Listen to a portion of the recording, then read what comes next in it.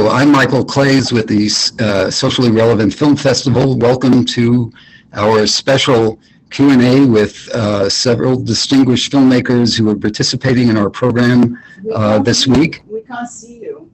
I'm sorry, there's a message. But I'd like to quickly introduce Nadim Shahadi from Lebanese American University, who is joining us from Beirut, and would just like to say a welcoming comment. Hi, Michael, we could see you. That's okay. So I'm just joining to welcome my friends, Carol, Mansour, Philippe, Aractingi, and Oualid Mouaness. I'm still in Lebanon, as you can all see, so I missed seeing Oualid yesterday, and I missed the opening, but I look forward to the discussion, which will be moderated by Michael Claes just now, and I will hand over back to you, Michael. Thank you. Thank you very much. And again, to repeat a little, we're joined and delighted to be joined today by Philippe Aractingi, Carol Mansour, calling from Beirut, Oualid Mouaness is in New York, and joined us at the opening of this event on Wednesday at Lincoln Center, to, I might add, a full house. Sarah Kaskas is also with us, but dealing with some connection issues, and will be joining us very shortly. I think yeah, back. Welcome back, Sarah. So we are delighted to have people tune in right now, and of course this broadcast will be available in the Socially Relevant Festival YouTube channel for a period of time, and we welcome people to continue to tune in and listen to what our filmmakers have to say. Each of the films that we're talking about today have either been shown, as in the case of 1982 by Oualid, and are otherwise available on streaming through the Socially Relevant Film Festival program, and specifically Aractingi, Underdown, Sarah's movie, Carol Mansour's stunning documentary, Shattered, all available on our streaming channel. So we urge everyone to see them. If you haven't, see them again, because each one has a very, very strong and positive message. I also want to especially thank Lebanese American University, our partner in this, in organizing this, and hosting me today for this broadcast. I'm going to open with a very general comment, and I'm actually going to address it to Philippe, but ultimately to all of our participants, and talk a moment about the theme of this event, Unbroken Memory and Identity in Lebanese Cinema. I mentioned Philippe because I recall a conversation a couple of months ago when we were discussing the program and what it would look like, and I remember that he was particularly eloquent in just talking about the idea of memory and identity. And so it seemed to me to be a good place to start with everybody, but I'll start with Philippe, to just talk about how you see your work, not maybe just the films that are part of this program, but your work in general, that speak to the values of memory and identity and the particular importance that that represents today. So Philippe, maybe you'd like to start. I can't remember what I said, but I'll try to answer the question, if I may. In fact, what I feel that Lebanese cinema is about identity. Most of us are making films in order to put a mirror on who we are exactly. And we are trying to understand who we are. Lebanese identity is shattered, is still to be, according, to my feeling, still to be defined, and we're all working in trying to define it the way we see it, the way each one of us is seeing it. And it's a mirror for, I mean, all these films are a mirror, all these Lebanese films are a mirror of what we are, and still we are to be defined. Now, regarding memory, I think we have an amnesia in Lebanon. We have two things. We're living a lot. We're living too much events, one after the other. We can't remember. And on top of it, we have an amnesia, which is helped by our government, or if government there is.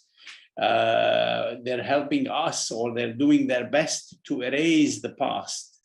So we as filmmakers, most of us are, whether it's my films in Heritage, whether it's, I don't know, 1982, but Oualid, you will talk about yourself.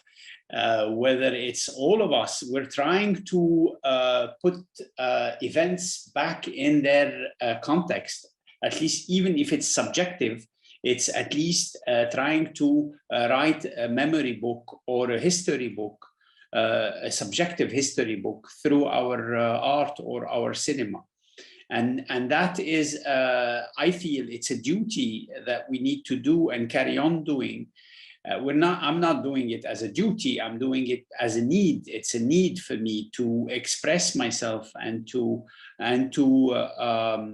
memorize, to put back in images all what I've gone through or lived, because otherwise I cannot carry on. You know, a past without memory is like no future. You can't build a future if you can't remember. So this is what I have done in Heritage, where I tell the story of my family through 5 generations, because I realized that none of us were born and died in the same place. We were all trying to escape either war or massacres. So we left our place of birth and died somewhere else. And I was telling this story to my kids, who were also flying from Lebanon to France to settle somewhere else for the X time in our family story. So I felt like my story, which is exile, is the story of a lot of Lebanese, is a story of people that have, and still today with the situation today, are living this dilemma whether they should stay or whether they should leave. And that is part also of our identity, to put back your question in position. But I mean, all of this is very important, and I want to leave it to other people to talk. All this is very important, was very important before. Now we're in a situation with what's going on in Lebanon, where we wonder what we are.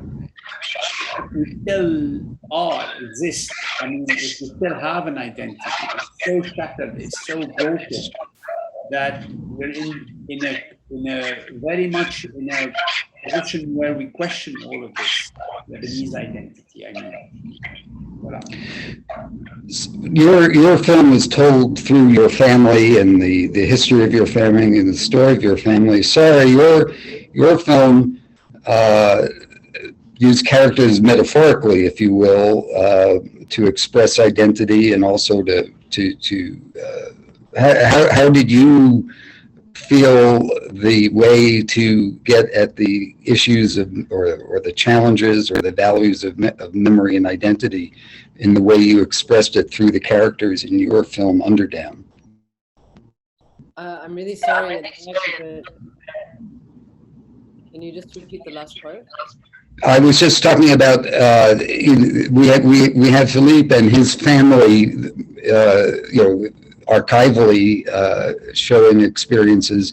You have characters who represent aspects of the identity challenges that are going on, and the value of memory. And I just wondered how you saw that freedom of creativity by using characters to craft your story.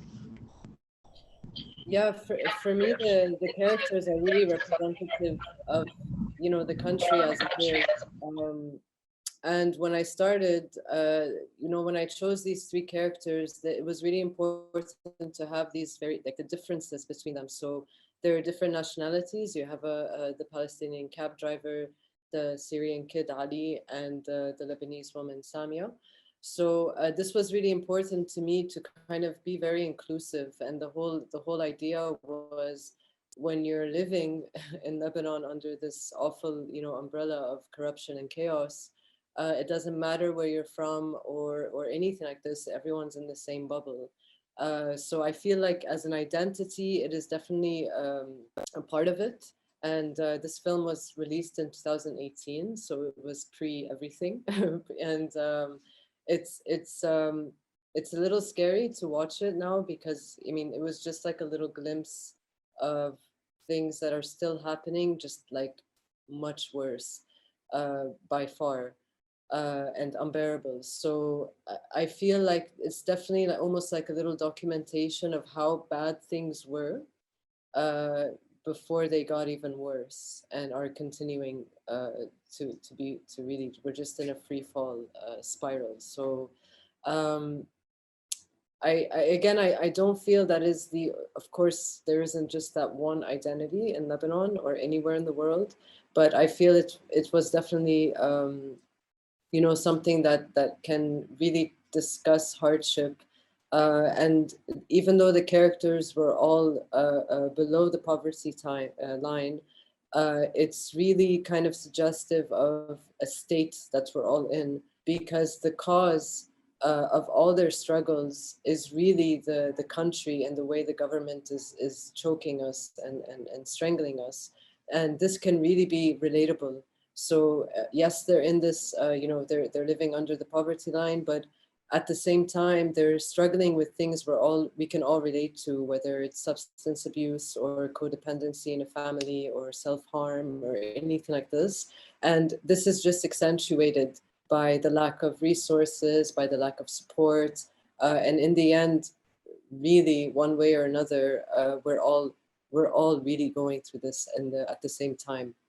And the level, the differences and levels are, really being, flattened. So yeah, so I feel like that is, maybe talking about it now, I feel this is really something that's becoming more and more, if you want to stay with this word, of an identity that we're all really struggling with at this point. Thank you. Carol, your work is literally about a memory, and a memory of a tragic, horrific event a year ago. And it's unique in that sense, because you have really zeroed in on an event that people heard about, read about, saw, and which carries on. I was interested when Philippe talked about amnesia, and the attempt, the extent to which there may be an effort to impose some amnesia on that event. I don't know if you have a thought about that, or just want to talk in general about the. It's exactly Go ahead. So we don't forget and we don't go into amnesia. I worked on this film. What I tried to do, like you said, the film is very particular to one event.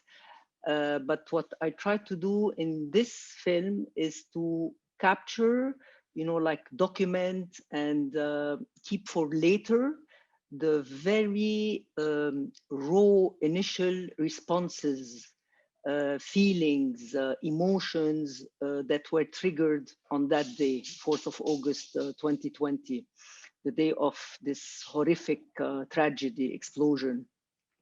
And I feel like, as a documentary filmmaker, the role of the film as a medium is to capture, keep for present and future generations the events, the lived realities, so we don't forget. So we hopefully, reassess, reevaluate, try to learn, and hopefully make a change. Like Sarah said, in Lebanon, we have been subjected to a lot of individual and communal injustices and trauma. I cannot say that we are, we're still in the trauma. It's one trauma after the other. Usually we go through a trauma and then there is time to hear. It's one of the, you don't know where to feel, what to feel, when, it's one after the other. So this is why, I feel that film is, this particular film is very powerful, and to initiate maybe discussion, debate, and as well to archive, so we don't forget, Thank you. Yes. Oualid, you are also bringing to the screen a memory of a year, 1982, and a time. You also have the advantage of having heard your remarks the other night at Lincoln Center, of bringing, this is a family story in a sense, as you described it, not only in terms of who you brought to the story, but who they represented in terms of your own personal history and memory of 1982 and that time and the environment. How much of that do you think permeates the work you're doing and the importance of the memory, preserving memory, but also learning lessons from it, from them? Well, I think the film falls in the same sort of vein of Philippe's work, to be quite honest, Carol's and Sarah's, in terms of like creating a bigger picture of everything that we should address in terms of memory, to be quite honest, about Lebanon. And there's a term that Philippe used and that Carol used as well, which is the term of amnesia. Like there in Lebanon, I do feel that there's a collective amnesia, and it's interesting because we have refrained as a people from documenting our history, especially our recent history of the last 40, 50 years, because it's a polemic history that nobody seems to be wanting to address, whether in a very diplomatic manner, which I do in 1982. I was very diplomatic in how I addressed our history in order to try to respect the different facets of our society. And we do have a fragmented society, and they're so afraid of remembering clearly what happened that they prefer not to talk about it. And as filmmakers, I do feel like same as Héritage, it like just kind of puts points in time and in history that sort of shed a light and make you wonder and make you go discover further. With 1982, for me, I kind of wanted to address an issue that has not been addressed in narrative fiction in Lebanon, which is the 1982 war. It's a moment in my life that really changed my perspective of everything. Before that war, I didn't know, to be quite honest, I didn't know much about everything until I saw airplanes in the sky. And I literally asked, what is this? And it was the first time I understood that there was an Israel, and there was a Syria, and there was like all of this. As a kid, I was 10. And for me, like, it's almost like nobody talked. I was at the time in East Beirut. Nobody talked much about this. And then suddenly, when I started going to university in Beirut in the early 90s, and then I understood what happened, because we were not told. We were shielded from information. We were shielded from our history. And the saddest part of what's going on today is that nobody has actually dared to document in terms of history what happened then, because in Lebanon we're having a hard time agreeing on what that history was, simply because not only does it come, there's also the notion of guilt, the notion of reconciliation, and one of the issues which brought us to where we are today, which is what's addressed in Carol's film, is the fact that we've never had reconciliation enough to look back, to learn from our past and not let it happen again. And we generally make films in order to remember, so that history doesn't repeat itself. And in Lebanon, sadly, in different forms, it has continued to repeat itself because we have refused to acknowledge our past. And the fact that all sides in the Lebanese war, for example, were actually at one point completely violent against the others, and nobody seems to acknowledge that and be like, okay, we did you wrong, we need to move on. Additionally, identity, and I think each film addresses identity so differently. Carol's film is very contemporary in terms of its identity, in terms of the presence of who we are, what we're struggling against. Sarah's film tackles a segment of society very honestly and very brutally that exists, that a lot of people seem to disregard or turn a blind eye to.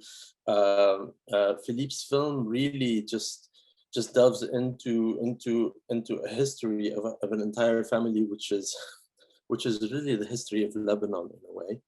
And I think the title is very, very appropriate for that film.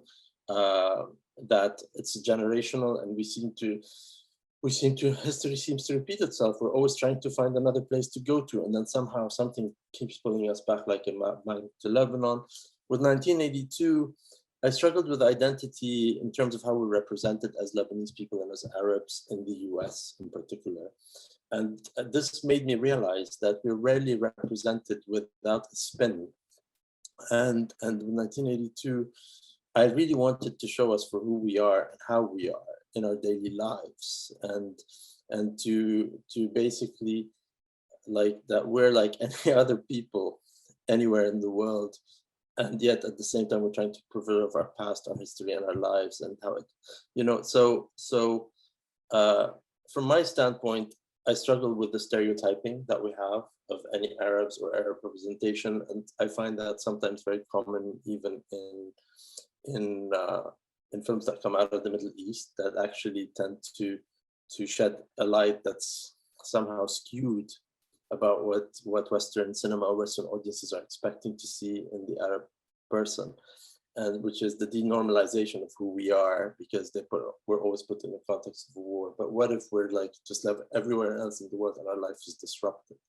And this is really what I wanted to do in 1982 on several layers. So.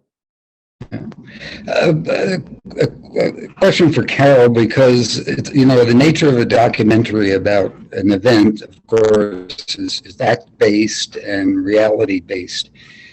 Yet, with all of the pain and anguish and tragic suffering that's going on every day right now in Lebanon, sometimes people say, do we need to be reminded of horror and tragedy because it just goes on? How do you see that? Did you see that as a challenge, or did the importance of telling this story surmount that sensitivity, if you will? No, I think my biggest challenge was to be able not to dwell into my emotions. My biggest challenge was to shut down what I was feeling and just go down on the streets and film. At the beginning, I was a bit scared of the reaction of people, like, now you're filming. Is it really the time to make a film? But at the same time, I had two choices: either to sit and cry and, just collapse, or go down and film and document. So either you do something or you don't. And I felt it was my responsibility to film this and to film what was happening to, my community and to me. The film is not about me, it's about all of us. So I just wanted to do something. And I honestly don't feel that. I understand that people maybe are fed up with, okay, seeing the same things, but it's important to archive, to document, and to keep this, and not to forget, and not to have, like Philippe said, the amnesia that we have been having for the past, I don't know how many years. So no, I wanted to do this, and I felt it as my duty and my responsibility to show everybody what was happening at that time. Philippe, your story with your ancestors and your family and the resilience, the pain, the challenges, the resilience, the progress, and yet today, is there a sense, do you feel, among your family and those affected by what you described, of was it worth it? Look where we are today, was it worth it? I don't know if it's worth it. I know that we have no choice but to carry on. And I was just want to comment to what Carol was saying. I was very happy that Carol did the film, her film, because as she said, I was dwelled in not be. I mean, it was so much emotion at that time that we needed somebody to bear witness, to show, to film. But and people who comes from documentary automatically have that, how do you say, reflex to take the camera and go down and shoot, which I started doing, but I couldn't carry on. I couldn't film anything after 4th of August. I started making a film, then I had to stop because it was too much emotion. And also, to come back to your question, it was filming, from my side, it was filming again and again and again and again the same thing. I mean, in 1991, I was filming in 16 millimeter the Beirut Distraught before Hariri or Solidaire started its new project. So it wasn't my first time, it wasn't my second time, it was my, I don't know how many times that I've been filming destruction and I've been filming people suffering. And I couldn't carry on. Carol did, and I thank Carol for this, because I still feel that if we don't document, if we don't do anything, then surely we're gonna carry on. Because, if we have, Lebanese people don't have in their book, in their schools, a book of history. I say it in heritage. We don't teach our kids the history because we're so much in conflict that we don't know what to say to young people. So the history of Lebanon stops in 1942 when we officially had our independence from the French. But then what happened after, we're not reconciled on these issues. So people who have no history repeats it. Why do they repeat it? Because they want to do the same thing than their fathers. So they take the gun and they take their conflict, the conflict of their parents, and they act on it and they repeat it. So our duty, in a way, is to carry on filming or to carry on reminding people of what happened. But is it enough? And is it useful? Or is it doing something? I don't know. Did my film changed anything? I don't know. Was I able not to do it? Surely not. I had to do it. I had to do it for my own kids. I had to do it for my people. But was it useful? I don't know. As long as we don't have a history book in our school, I think we will have a repetition of history. As long as we don't have a reconciliation program between us, we will have a repetition of history. Well, Sarah, I think you were going to speak up at this point. I had thought you were signaling, but I was going to ask you kind of the questions Philippe was just asking in terms of your film, but please go ahead.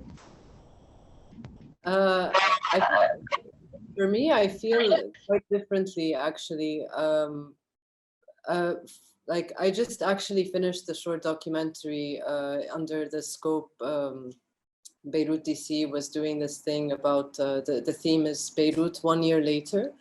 And I just finished the short documentary, and what I found was the truest thing I could do is to go inwards, because it's very much what Philippe was saying, but I see it a bit differently. The fact that we don't have one agreed upon history, I don't feel at all inclined to document something objectively, because in the end, everyone, like even this horrible event that happened, there's 10 million different angles to it, whether it's political or anything like this. So again, I feel if I were to document something objectively, I would fall into the same hole of not having one agreed upon consensus of what happened. And I feel because it's such a massive event and we were all injured, whether physically or mentally or both, okay? So we were all really severely injured and harmed. So I feel like the truest thing that can be done is to go inwards. Because yes, just like what Carol and Philippe were saying, that we don't really have a clear history. We have what, as also you were saying, we have what our families went through and they told us. But right now, I have what I'm going through, and that's my truth, and that's what I feel. That's the only thing that I personally I cannot talk about anybody else. I can only talk about my truth, and I feel like that's my call, if you want to call it that. And after the 4th of August. I really believe that I won't be writing anything else. Like I just keep rewriting it over and over and over again until I understand for myself, not as a whole, for the not what happened. I don't think, as history always repeats itself, as everyone said, we generally don't get answers. So I have no hope there. But I just need to understand for myself. And as I'm listening to this, Oualid, I'm thinking about 1982, and I remember obviously the classroom scenes are an essential part of the story, and the math exams and the instruction. I don't remember. I mean, I know there was a point where there was some instruction or exams involving, if you will, geography, Syria, and Lebanon and so on, West Lebanon, West Beirut, East Beirut, and so on. But was there history being taught at school when you were there? What's very interesting is up until that time, our history and geography books were very particular. The math exam, the exams were pretty historically accurate. They were very heavily researched, and in this case, it was basically a geography exam. And at the time when we were in school, our geography books did not have Israel as where Israel was. It was like Palestine. So this was, for me, it was a very big decision, because it was like, okay, I need to be historically as accurate as possible to what our history and geography books were at the time, because ever since, I think in the late 60s, and Mabarif, maybe someone can correct me a little bit more on this, is our history and geography books were not updated. Now our geography books are updated, but our history has not been updated. To Philippe's point, we haven't written because nobody can agree on what happened, because history, as we've learned over time, is always written by the victor. And each one, the interesting thing is, each one in Lebanon thinks that they were the victor of the war. At the end of the day, the average person in Lebanon is a victim of the untold history that nobody's willing to tell, which is kind of really, really, really hard. In terms of what I went for with 1982, is I went for as close as historic, as accurate as possible history in terms of the details, in terms of everything, including the maps, the geography, the context. Even though I don't really regard myself as a historian as much as I'm a filmmaker, in that I need to arrive at an emotional truth. while understanding the factual narrative, but somehow you have to construct it so that it works. I went very deep into the factual in terms of creating that narrative so that it's kind of indisputable, and somehow it documents how we perceived and how we saw what we learned, what we were taught. And yeah, I mean, and since then, like, I don't know, I mean, Philippe, there has not been, history has not been updated officially, correct, in Lebanon. And everybody's afraid of this. And I feel like it is embarrassing for us as a nation not to be able to acknowledge our past, because we have to acknowledge our very horrible past. And what even not only what the outside forces have done to Lebanon, but what the Lebanese people have done to each other as well, in order to really be able to like put this behind us and be like, okay, let's rebuild. I mean, I personally, deep down inside, feel that that's a dream and that's hopeful. Maybe I'm, but there are forces absolutely that will never allow this, are not allowing this history to actually be documented accurately so that people can move on. And that's why we're stuck in this vicious cycle. I feel like what happened in August 4th is an extension of what happened in 1982 and what happened in 2006. It just continues, like whether it's directly or indirectly. As a matter of fact, it's a compounding of all these events of lie after lie after lie. I mean, to this day, we don't know who assassinated Kennedy, let alone knowing who assassinated Hariri or who assassinated Bashir Jmayr or who killed who. I mean, there were so many assassinations in Lebanon, and to this day, nobody knows who and why these assassinations were committed, because nobody has come forward. And this says a lot. This says a lot about whether it's actually a deliberately hidden history in order to not allow any truth to come forward so we can build a nation in Lebanon.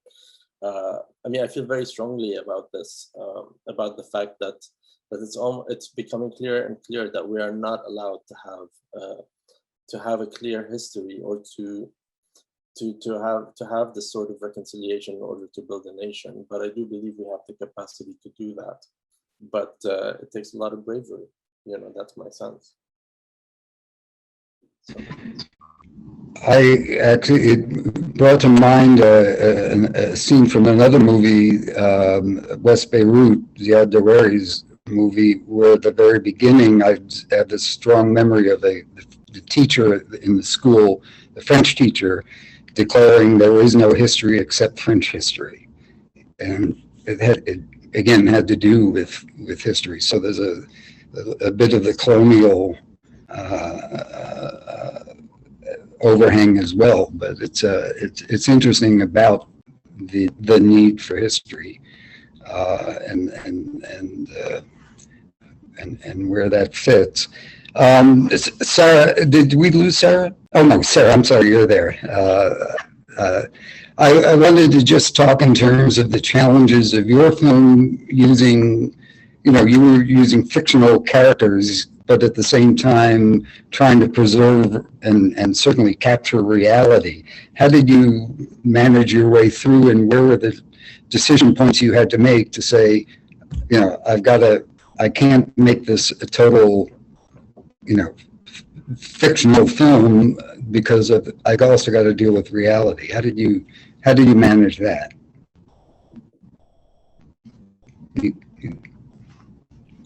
It's not a fictional film. It's a full documentary with real characters. Did you mean anything else by fictional? Anyway, no, it's they're real characters in real situation. There was nothing written or fictionalized about it. The challenges from there was the obvious challenges that the characters were going through. The time it took to sorry, there's some feedback. The time it took to capture their arc, like the story they're going through, when to decide, to stop filming, which was very difficult.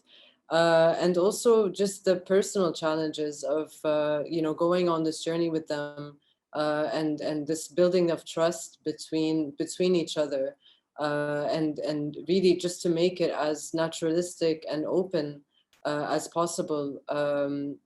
Not only in the information that they're giving, but also in the way, the aesthetics of it, how it complements what they're going through. And this whole thing took a lot of time, and to create this openness and trust with one another. For me, challenges, honestly, they kind of flowed I spent about a year in this development research phase. So within this year, I was able to get really close to them, and spend a lot of time with them without a camera, without anything. So it just became kind of like almost just being really aware of how to have discussions, how to get into things that might be a bit more difficult, and this give and take between each other. So it's not just about, oh, I'm coming with my camera, let's talk to, like, I'm going to ask you questions and you answer, but it was really about how much I can give them. Yes, I misspoke. What I was really getting at is the three principal characters are so rich and so developed that I was watching them, and it overtook the reality portion. So I was kind of thinking, where was there a decision point? And I misspoke on the characterization of them. But they are so rich and so memorable and so natural that's really what stood out in my mind. But thank you for for correcting me, and thank you for the clarification. We've been talking about the reality of today, and an element in this is the importance of the creative arts that we're all in, the film work that you all are doing, and what is the role and responsibility? I think we've kind of touched on that in many cases, but maybe you want to elaborate on the role and responsibility as creative sources, as filmmakers, to build the spirit of the people in such perilous times, while also communicating the urgency and, as we've discussed at length, the history and the memory and the identity. Do you have any particular perspective and also a thought about new projects? I know, Sarah, you mentioned your documentary project.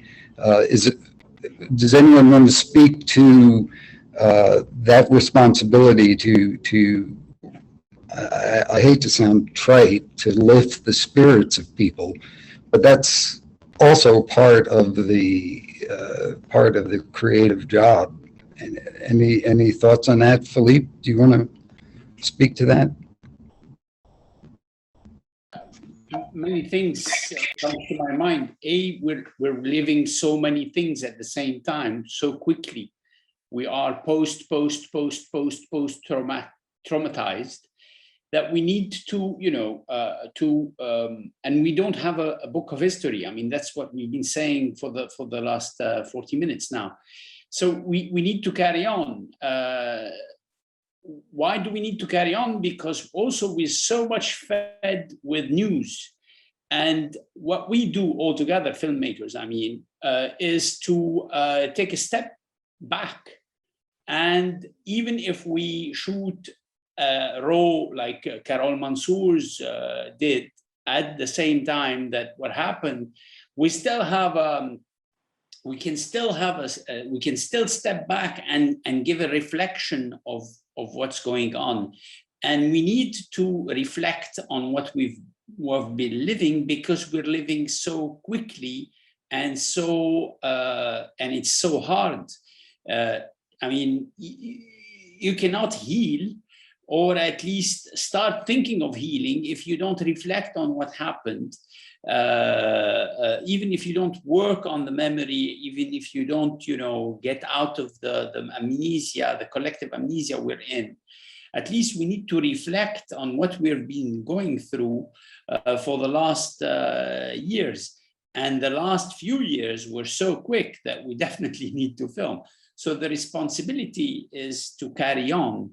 Now, do we have the strength for it? As I said, it depends on each one of us individually. Personally, I've been doing this for so much time that I feel old, although I'm not. You know, I feel tired because I've been filming and filming and filming all this. I need a light story.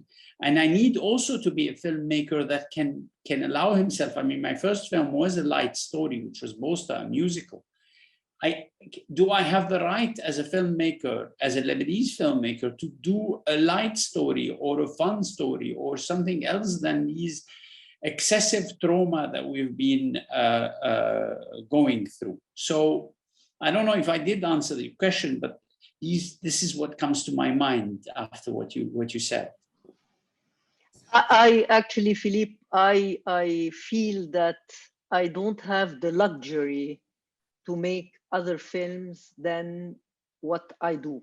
You know, most of my work is on social justice, human rights issues, and we have so many injustices around us that I don't feel the luxury that I can do something fun or, and so, like you said, so many issues. Every day I come up with, I want to work on this, on this, on this, on this, between, you know, the refugees, Palestine, migrant women workers, all the issues that we have here.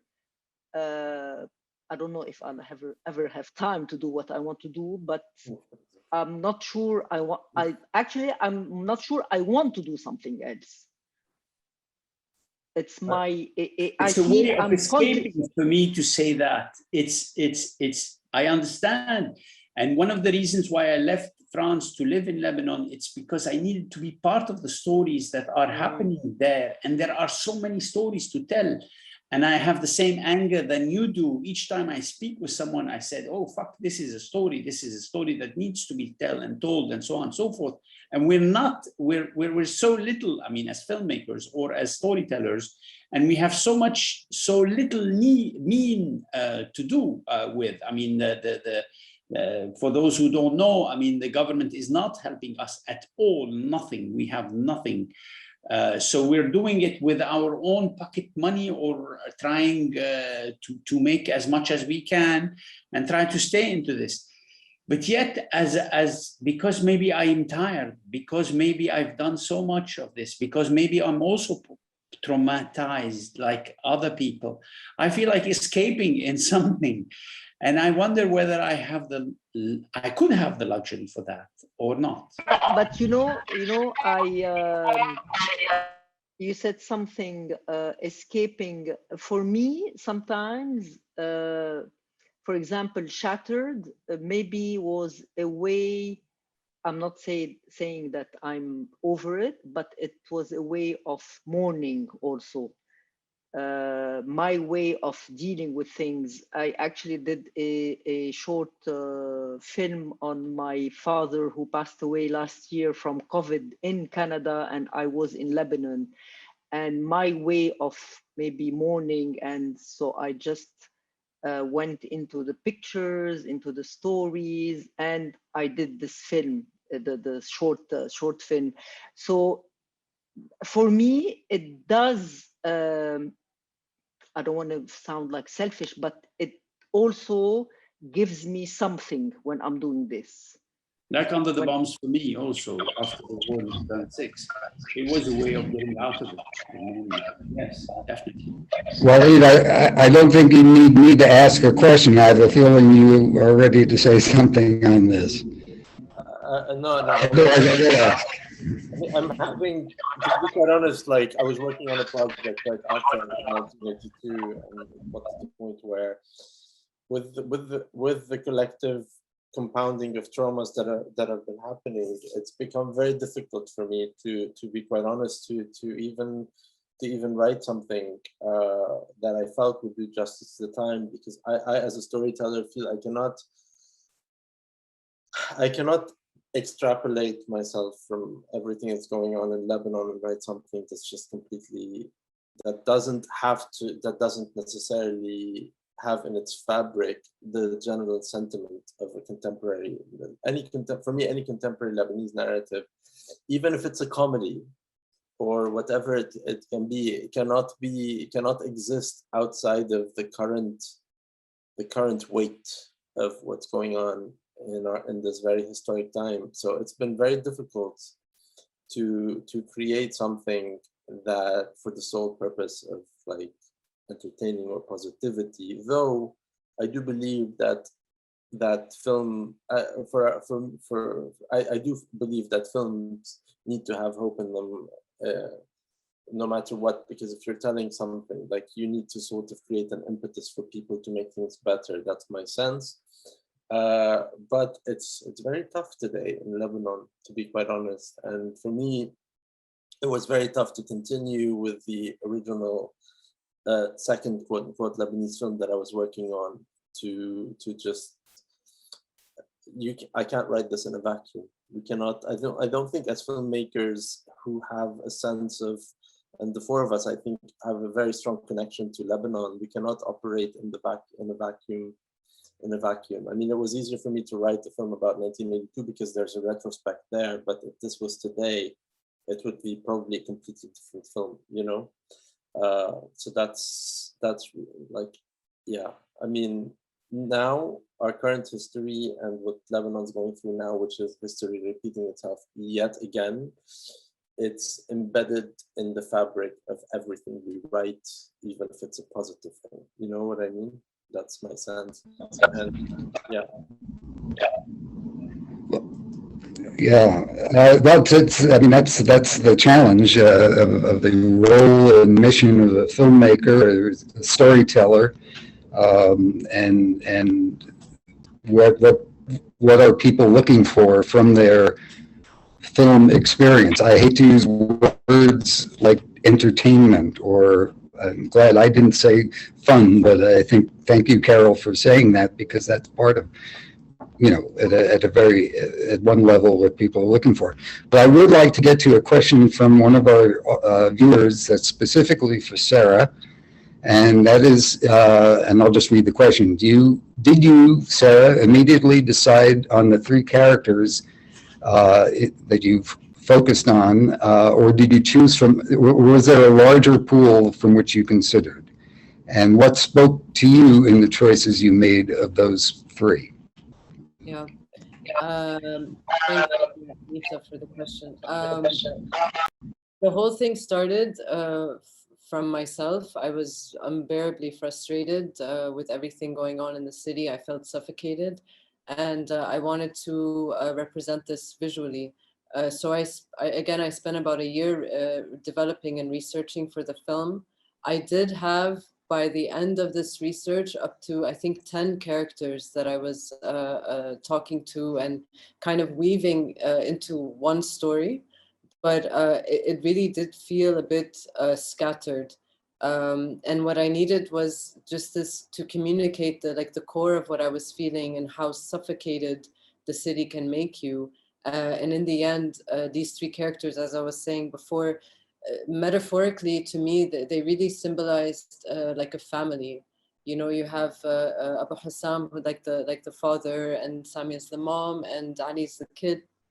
And for me, it was again very important that they're coming from different nationalities and different religions, and they're based in different areas of the city, which you guys probably know. But you know, traditionally and through history, different areas are you know, different sects and different religions, and some people still have this thought process up until today.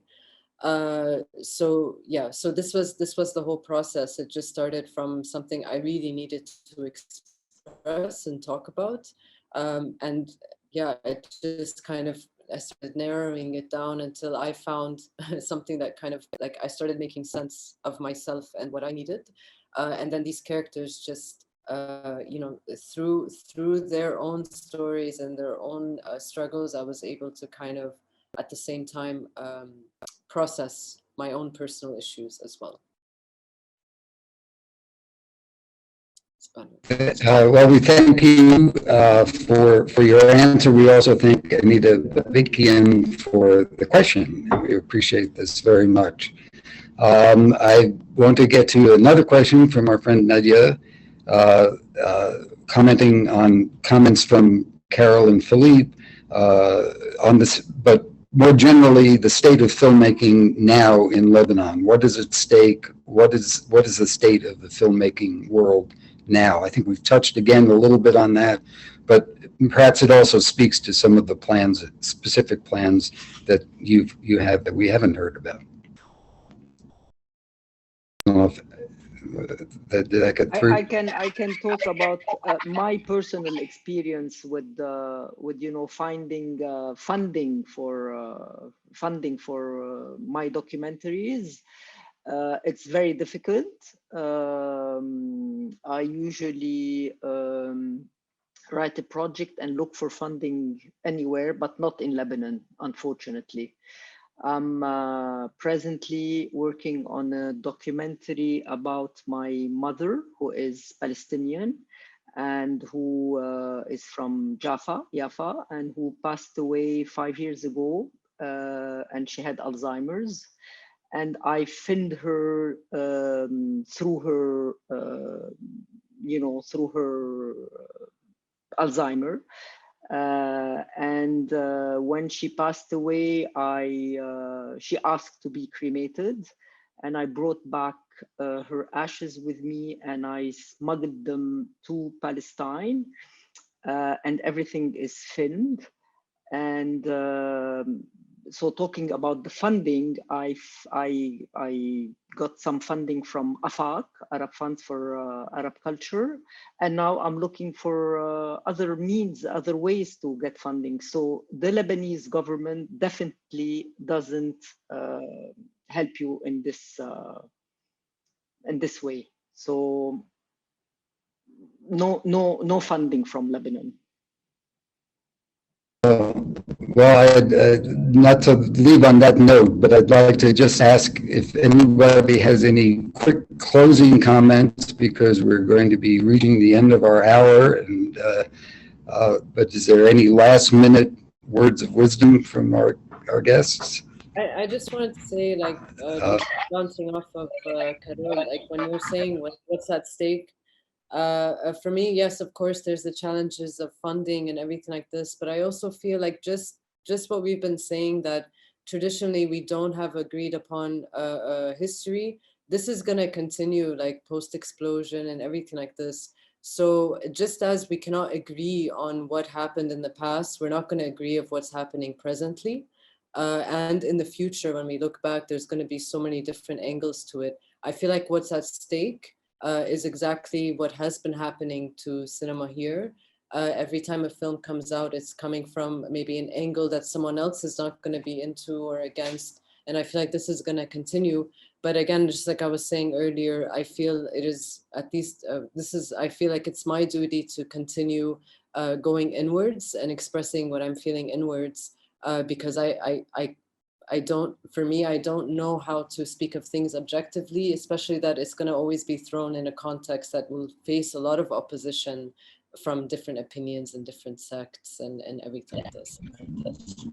Well, thank you. I'd like to thank each of you for giving us your time this afternoon. I'd particularly like to thank Oualid for allowing us to present the premiere of 1982 on Wednesday, and also thank him for being with our audience there in person, as well as joining us today. Thank you, Philippe and Carol.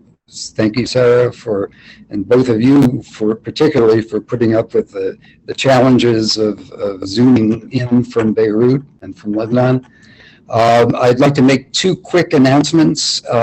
First, and we posted in the chat column the website for the Socially Relevant Film Festival, www.ratedsrfilms.org. I mention that specifically because there's the information on the streaming of the films, including Heritage, and the films we discussed today. And Also, we're streaming Heritage, Underdown, and Shattered on our channel through the Socially Relevant Film Festival. I'd also like to say that tomorrow at noon, we'll be spending time with Nadine Labaki, who, of course, was in 1982, and her film Caramel is also on our streaming program. So we're looking forward to that, and we invite everybody on this call, on this YouTube visit.